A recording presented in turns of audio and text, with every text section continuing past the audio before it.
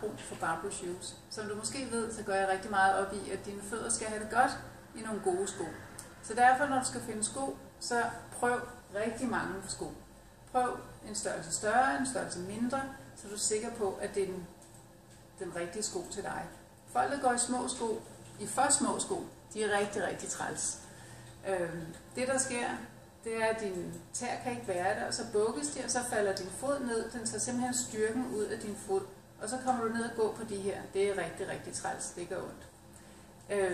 Det andet er, det er måske ikke så populært at sige, men klipklapper, det er ikke så godt for vores fødder.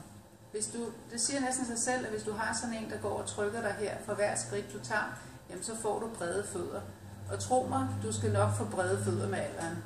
Tag en sandal eller en sko, som holder sammen på din fod, som giver din fod noget.